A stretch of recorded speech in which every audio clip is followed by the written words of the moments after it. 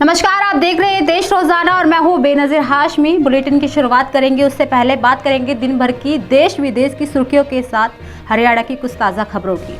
मध्य प्रदेश में अब बिजली की कमी नहीं, भोपाल की रैली में बोले शिवराज सिंह चौहान।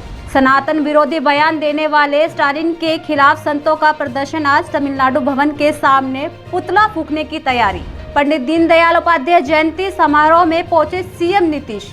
भाजपा अध्यक्ष नड्डा से मिलने पहुंचे रमेश बिधूड़ी। संसद में भाजपा सांसद को कही थी आपत्तिजनक बातें। पीएम ने राहुल गांधी पर भोपाल में साधा निशाना, कहा मोदी यानी हर गारंटी पूरी होने की गारंटी। कांग्रेस का ठेका अब अरवन नक्सलियों के पास है। केरल पीएफआई कार्यकर्ता के आवास पर ईडी का छापा। बता दें कि 4 अलग अलग जिलों में की गई छापेमारी। पीएम मोदी के एमपी दौरे के बीच उमा भारती ने दोहराई महिला आरक्षण में ओवैसी कोटे की मांग। एनडीए में जाने के सवाल पर नीतीश ने बताया इसे फालतू, कहा मेरे दिलचस्पी नहीं। तो वहीं सुशील मोदी ने कहा नाक भी रगड़ ले तो भी एंट्री नहीं। छत्तीसगढ़ रायपुर पहुंचे राहुल गांधी, भूपेश बघेल ने किया भव्य स्वागत। कनाडा की संसद में नाजियों के सम्मान पर स्पीकर ने मांगी माफी। विपक्षी नेता का ट्रूडो पर साधा निशाना। कानपुर में आनंद महिंद्रा समेत 13 के खिलाफ हुई एफआईआर। हादसे में स्कॉर्पियो का एयरबैग नहीं खुला। युवक की मौत कोर्ट की मदद से रिपोर्ट कराई गई।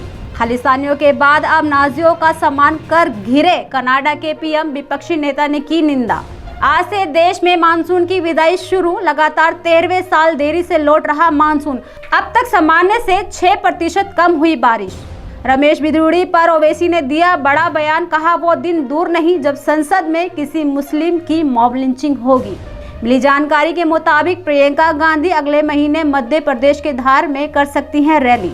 अधीर रंजन ने ममता के विदेश दौरे पर कसा तंज, कहा वह स्पेन जा सकती हैं पर लोगों का दर्द नहीं समझ सकती। आंध्र प्रदेश एससी ने एफआईआर रद्द करने की चंद्रबाबू नायडू की याचिका को आज के लिए किया गया स्थगित। जोशीमठ के बाद उत्तराखंड में एक और शहर पर खतरा। धंस रहा नैनीताल, 10,000 घर खतरे की जद में। अंबाला कोऑपरेटिव बैंक के टूटे 32 लॉकर, 24 में भरा हुआ था सामान। जेवरात निकालकर पर्स डिब्बे वहीं छोड़े। मैनेजर बोले दीवार तोड़कर घुसे थे आरोपी। कनाडाई मंत्री बोले भारत पर आरोप लगाना चुनौतीपूर्ण मुद्दा। डिफेंस मिनिस्टर ने कहा भारत से रिश्ते अहम लेकिन सच सामने लाना हमारी जिम्मेदारी। खालिस्तान समर्थकों पर एनआईए का एक्शन। कनाडा, दुबई समेत 5 देशों में बैठे 19 खालिस्तानियों की लिस्ट तैयार। मुस्लिम देश देंगे इजराइल को मान्यता। इजरायली फॉरेन मिनिस्टर बोले सऊदी अरब से बातचीत जारी, बहुत ही कुछ बताया नहीं जा सकता। भारत की पहली हाइड्रोजन फ्यूल सेल बस लॉन्च। 3 लाख किलोमीटर के सफर पर निकली 2 बसें। केंद्रीय मंत्री हरदीप सिंह ने दिखाई हरी झंडी। और अब बात करते हैं कारोबार से जुड़ी कुछ खास खबरों की। अक्टूबर में 16 दिन बैंक नहीं खुलेगा। 5 रविवार और 2 शनिवार के अलावा 9 दिन अलग अलग जगहों पर बैंक रहेंगे बंद। आज शेयर बाजार में तेजी देखने को मिली। सेंसेक्स 73 अंक बढ़कर 66,082 पर खुला। आज सोने चांदी के दाम में उतार चढ़ाव देखने को मिला। भारत में आज 22 कैरेट सोना 10 ग्राम का भाव 55,000 रुपये है। पिछले दिन 55,200 रहा। तो ये थी दिन भर की कुछ खास सुर्खियां। बात करते हैं हरियाणा की कुछ ताज़ा खबरों की। हरियाणा झज्जर की नई अनाज मंडी में सोमवार से सरकार ने सरकारी रेट पर धान और बाजरा खरीद के दावे किए थे, लेकिन आपको बता दें कि पहले ही दिन दोपहर तक सरकारी खरीद का काम शुरू नहीं हो सका। वहीं किसान बाजरा लेकर मंडी पहुंचे, लेकिन यहां कोई भी एजेंसी खरीद के लिए नहीं पहुंची, ना ही कोई अधिकारी और कर्मी खरीद के लिए पहुंचा। बता दें कि किसान सुबह 10 बजे से टोकन लेने के लिए गेट पर लाइन लगाकर खड़े रहे, लेकिन दोपहर तक किसानों की फसल की कोई खरीद नहीं हो सकी। किसानों के पास सरकारी खरीद के इंतजार के अलावा कोई चारा नहीं बचा। संदिग्ध परिस्थितियों में पेड़ से लटकी मिली 2 लड़कियां। दरअसल मामला फरीदाबाद के सूरजकुंड इलाके का है, जहां सिद्धार्थ आश्रम के पीछे जंगलों में 2 लड़कियों की लाश मिलने से हड़कंप मच गया। फिलहाल पुलिस दोनों लड़कियों के पोस्टमार्टम करा के जांच कर रही है। पुलिस के मुताबिक मामले की जांच की जा रही है। देखिए एक रिपोर्ट। ये कि नहर पार सेक्टर 84 में रहने वाला एक बच्चा है और दूसरा बच्चा सेक्टर 31 का है। दोनों अलग अलग स्कूल में पढ़ते हैं, लेकिन दोस्त हैं दोनों। ये घर से निकला था, जो नहर पार जो रहते हैं सेक्टर 84 में, लड़का नाबालिग लड़के हैं दोनों ही, करीब 16 साल की उम्र है इनकी। अपने घर से स्कूटी लेके निकला था करीब परिजनों के मुताबिक 4 सवा 4 बजे। और ये फिर अपने दोस्त के पास गया था। उसके बाद ही करीब 9 सवा 9 बजे तक घर नहीं आए, तो उन्होंने पुलिस को इन्फॉर्मेशन दी थी फ़ोन से कि हमारा बेटा घर नहीं आया है। और उसके बाद फिर पुलिस ने अपने जो भी साधन से उसको सर्च आउट किया अपने मुखबिर से रूम से, तो पता लगा कि सिद्धार्थ आश्रम के आसपास कहीं है। और उनको परिजनों को सूचित किया। परिजनों के साथ SHO BPTP यहाँ सिद्धार्थ आश्रम के यहाँ पे आए। बच्चों को सर्च किया गया, तलाश किया गया और मौके पे फिर SHO सूरजकुंड और सेक्टर 46 की पुलिस और क्राइम ब्रांच भी बुलाई गई। उनको अंदर जंगल में जाके उनकी एक पेड़ से लटकते हुए दोनों बच्चों की डेड बॉडी मिली है, जो उन्होंने माता पिता भी दोनों बच्चों के साथ थे। उनको वहाँ से पेड़ से हटा के और उनको BK हॉस्पिटल में रखा गया है। उनका पोस्टमार्टम कराया जा रहा है। और दोनों बच्चे अलग अलग स्कूल के पढ़ने वाले हैं, नाबालिग हैं।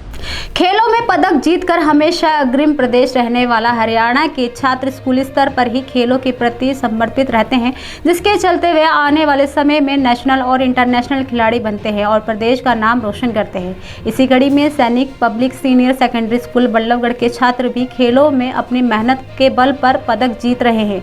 आपको बता दें कि हाल ही में 4 सितंबर से 24 सितंबर तक खेलो इंडियन ऑर्डर नेशनल प्रतियोगिता का आयोजन national centre of excellence Rohtak में किया गया था, जिसमें भारत के लगभग 2000 से अधिक खिलाड़ियों ने भाग लिया था। देखिए एक रिपोर्ट। मैं सैनिक स्कूल 10वीं क्लास का छात्र हूँ। मैं रोहतक खेलने गया था।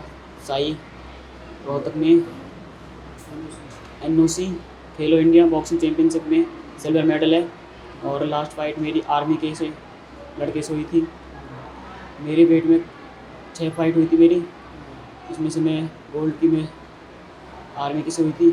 हमारे कोच हैं दीपक शर्मा और हमारे सेक्रेटरी कोच हैं उमाशंकर शर्मा, उन्होंने हमें बहुत मेहनत कराई और उसका फल आगे दिखा।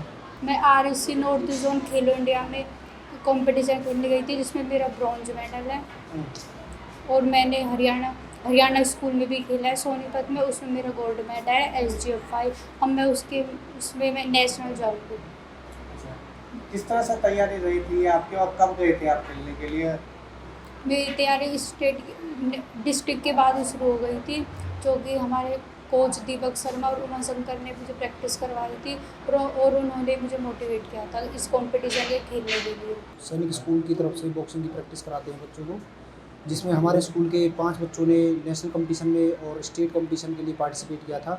नेशनल कंपटीशन में हमारे बच्चों के 2 मेडल हैं, एक सिल्वर और एक ब्रॉन्ज, जो कि 4 सितंबर से और 24 सितंबर तक ऑर्गेनाइज़ किया गया था। NOC रोहतक के अंदर साई के अंडर में हुआ था ये कंपटीशन, ऑर्गेनाइज कराया गया था बॉक्सिंग फेडरेशन ऑफ इंडिया की तरफ से।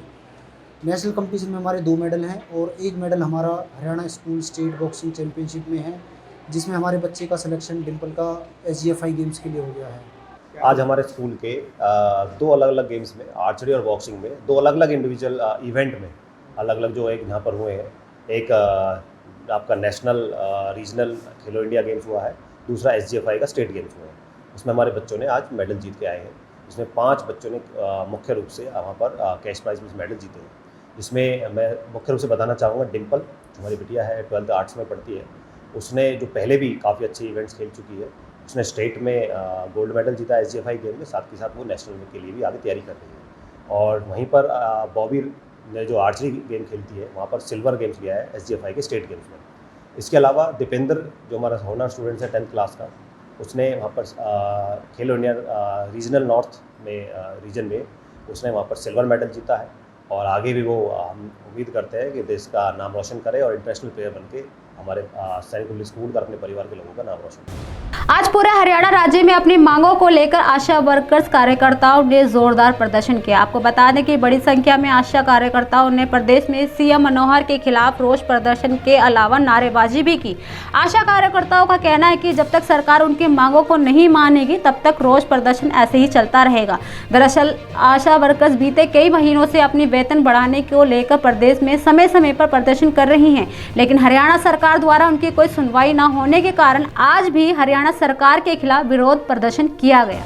हरियाणा के कैथल में नई अनाज मंडी में इनेलो के पूर्व डिप्टी PM ताऊ देवीलाल की 110वीं जयंती पर आज राज्य स्तरीय सम्मान समारोह में जहां देश के कई नेताओं को आमंत्रित किया गया था, वहीं बिहार के मुख्यमंत्री नीतीश कुमार ने दूरी बना ली। अब वह हरियाणा के बजाय बिहार में होने वाले पंडित दीनदयाल उपाध्याय के राज्य स्तरीय कार्यक्रम में पहुंचे, जबकि इनेलो की ओर से उन्हें समारोह का मुख्य अतिथि भी बनाया गया था। वहीं पूर्व गवर्नर सत्यपाल मलिक भी इस रैली में नहीं पहुंचे। इसके अलावा इनेलो की रैली में अब तक नेशनल कॉन्फ्रेंस के फारूक अब्दुल्ला, जेडीयू से केसी त्यागी, भीम आर्मी से चंद्रशेखर आजाद रावण, पूर्व संसदीय सचिव रामपाल माजरा, टीएमसी सांसद ड्रेन ओ मार्क पहुंच गए। इसके अलावा रैली में शियद अध्यक्ष सुखवीर सिंह बादल अपनी पूरी टीम के साथ शामिल हुए। रैली के दौरान पूर्व विधायक अब्दुल उर रहमान और नूह के पूर्व एमएलए हबीबुर रहमान ने इनेलो का दामन थाम लिया।